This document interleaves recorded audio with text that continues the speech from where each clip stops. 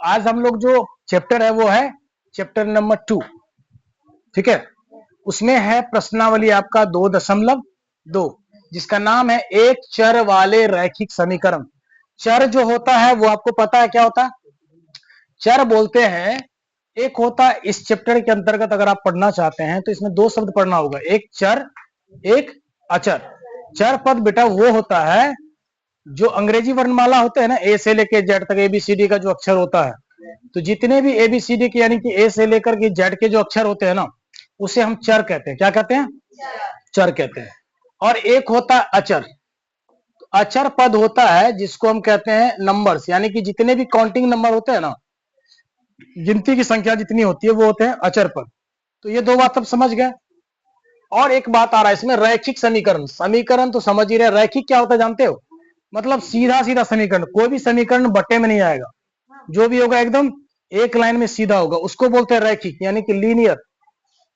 अब देखते हैं प्रश्न जो है, एक्सरसाइज आपका कौन सा है? 2.2। इसमें पहला प्रश्न देखो क्या है।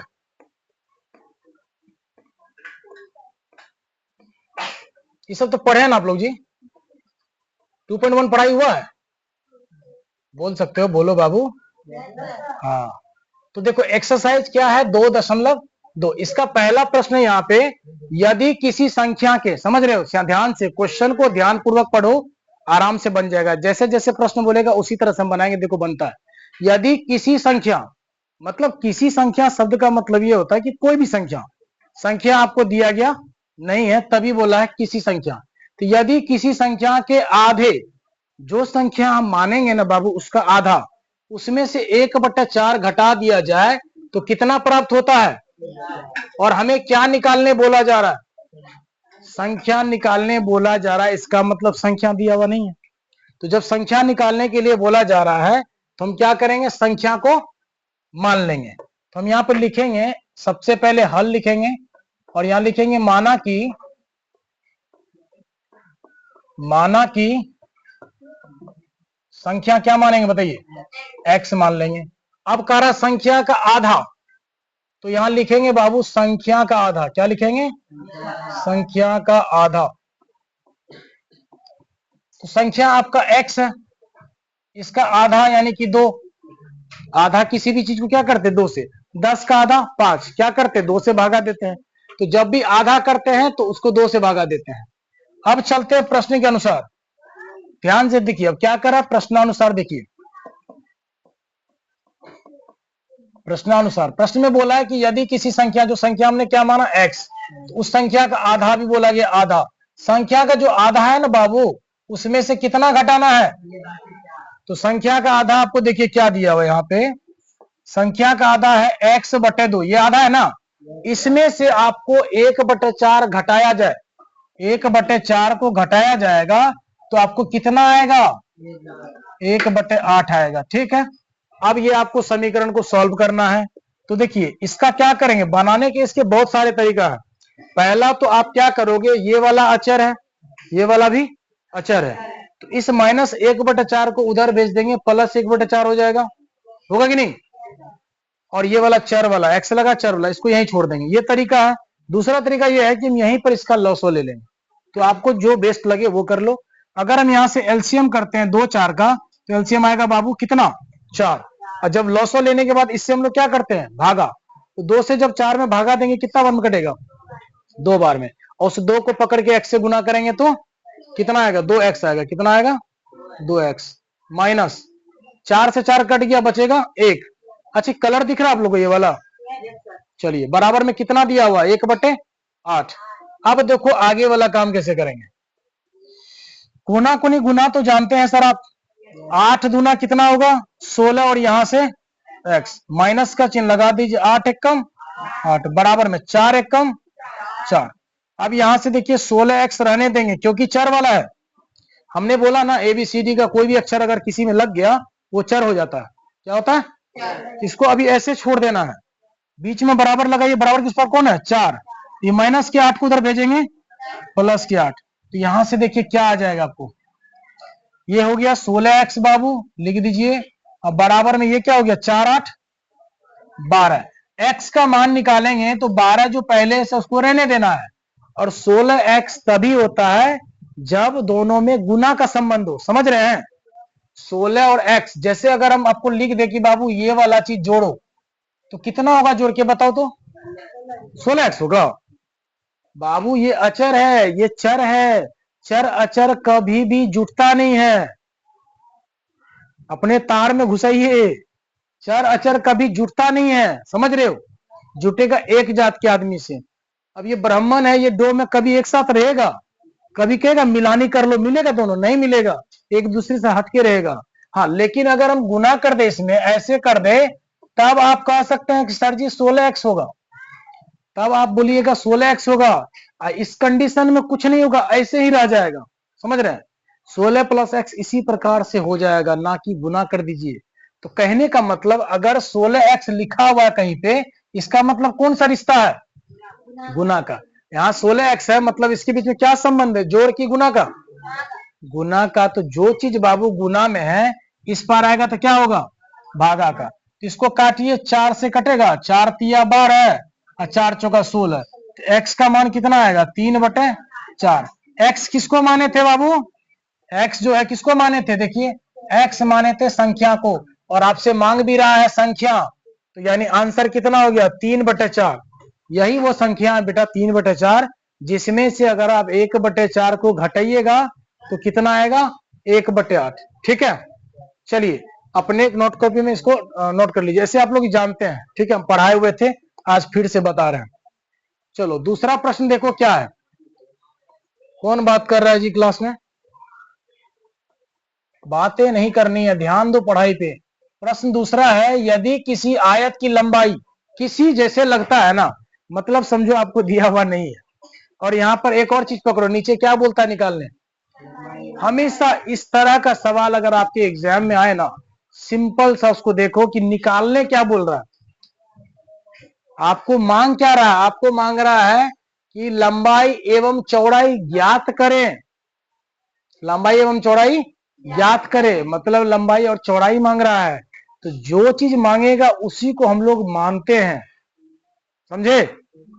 अब यहाँ क्या मांग रहा है? लंबाई और चौड़ाई। तो पहली बात ये बताओ कि लंबाई और चौड़ाई किसका मांग रहा है? वर्ग का कि त्रिभुज का? आयत का। यहाँ पे आयत लिखा हुआ है, किसकी लंबाई चौड़ाई मांग रहा है जी? तो हम लोग क्या लिखेंगे? यहाँ पे लिखेंगे जो मांगे ना उसी को लेट कर लो, मान लो। तो यहाँ लिखो माना कि किसकी लंबाई? आयत की लंबाई बराबर x, मीटर को हम लिखते हैं m से। ठीक है, चलिए आयत की लंबाई माने, और क्या मांग रहा है? तो इसको भी मान लीजिए। मतलब देखिए एक बात समझिए, आपसे अगर कोई चीज मांग रहा है कोई, इसका मतलब उसके पास नहीं है। अगर हम आपसे 10 रुपया मांग रहे हैं, इसका मतलब मेरे पास नहीं है। तो ये क्वेश्चन आपको बोल रहा है लंबाई और चौड़ाई, हमको बताइए क्या होगा? इसका मतलब इसके पास लंबाई चौड़ाई का पता नहीं है। तो आपको उसी चीज को मान करके वही आंसर निकालना है। लंबाई चौड़ाई मान लिए x था, तो ये हो गया y मीटर। समझ गए? अब चलते हैं प्रश्न के अनुसार, अब चलते हैं प्रश्न के अनुसार।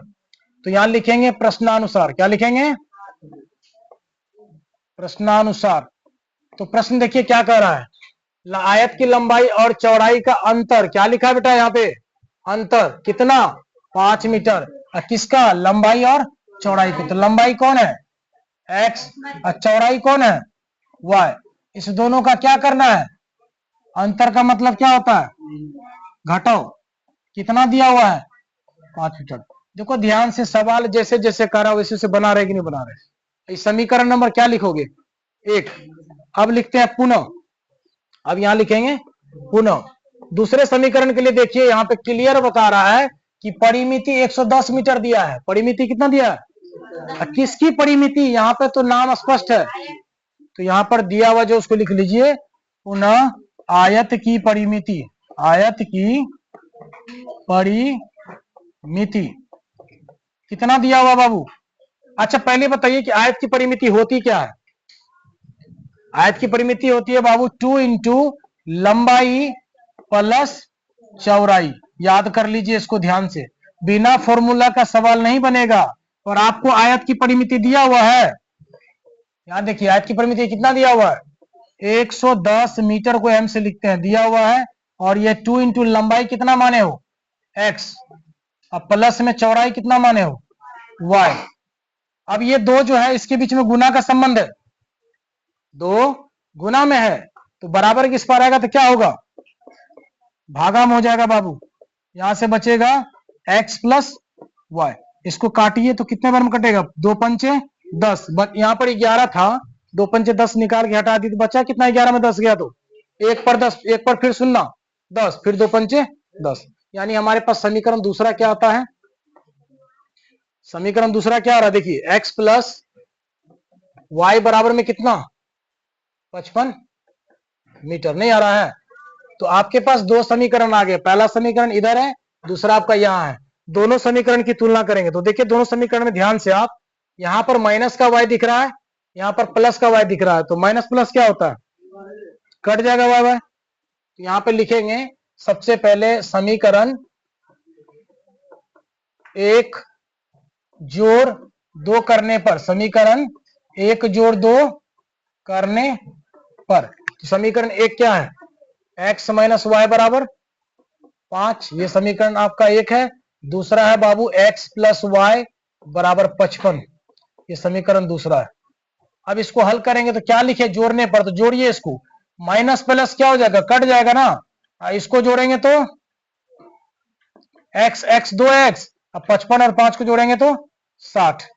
अब 2 से कटेगा ही, 2 तिया 6 और 0, तो x की वैल्यू कितनी आ गई बोलिए क्या हुआ जी, सांप सूंघ लिया क्या, x की वैल्यू कितनी आई 30।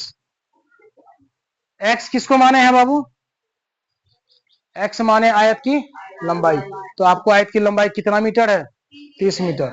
इधर वाला आप मिटाते हैं, आप लोग नोट कर लीजिएगा ठीक ना। तो लंबाई आपको पता चल गया, अब क्या निकालना है चौड़ाई। तो हम क्या लिखेंगे यहाँ पे, यहाँ लिखेंगे इस x का मान, इस x का मान समीकरण या तो 1 में रखो या तो 2 में, जिसमें रखने का मन करे, 1 में रखो चाहे 2 में रखो। तो समीकरण 1 में ही रख के देखते हैं, 1 में रखने पर समीकरण 1 क्या है बताओ, x माइनस वाई बराबर 5, इसमें वैल्यू किसकी रखनी है x, यहाँ पर x का मान रखना 30, तो यहाँ पर रखेंगे 30, और ये माइनस का y बराबर 5, और यहां से माइनस y बराबर में 5 पहले से है, अब प्लस का 30 उधर भेजेंगे तो माइनस का 30, माइनस y बराबर में 5 में से 30 घटेगा, 30 में से 5 घटाएंगे तो हो जाएगा 25, यहां से माइनस माइनस माइनस कट गया, और y की वैल्यू कितनी आ गई 25। तो हमारे पास जो मांगा था वो मिल गया, क्या मांगा था आयत की लंबाई और चौड़ाई। तो यहां लिखेंगे बाबू आयत की लंबाई यानी x कितना हो जाएगा 30 मीटर, व आयत की चौड़ाई, आयत की चौड़ाई यानी कि y 25 मीटर। चलिए इस प्रकार से सेकंड क्वेश्चन भी अच्छे से हो गया। ये लोग को मन नहीं लग रहा पढ़ने में, हम समझ रहे हैं क्या, सही बात है ना।